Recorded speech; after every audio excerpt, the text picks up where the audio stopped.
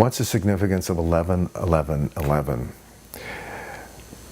I realize that the 11, which is symbolically the double one, meaning one and one, that we can look at it as one, the embodiment of time and space, and one, the qualities of mind, spirit, the qualities of consciousness. So the 11 is this time, this moment that brings these energies into focus in terms of time-space. They are always present, but in terms of collectively saying, let's use this larger pattern. Because when we look at the solstices and the venerations of the solstice, the equinox, that wasn't personal superstition.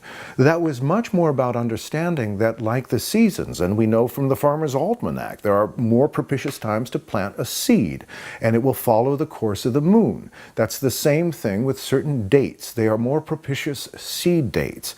And the underlying emphasis of a type of neurological interconnectivity of the planet is saying, take these twin pillars, these moments of alignment, because you can even look at them as the axis point around which the Earth is turning.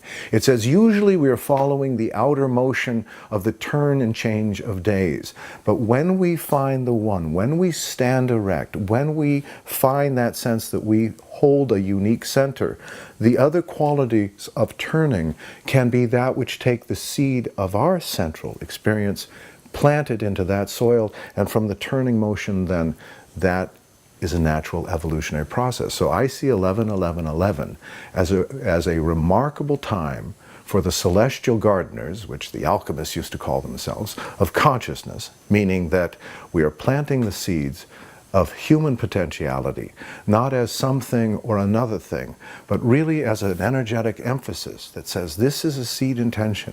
With this seed, I plant it with the trust as I would plant a seed in the earth. I plant this into the energetic field. I will not try to control the outcome of it.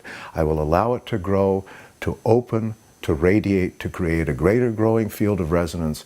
And as we start to hold this, not only individually, but collectively, a sense of the propitious moment, we will start to think much more like farmers, much more organically. We will start to trust our own capacity to see that we plant a seed, we allow it to grow, finally it will blossom.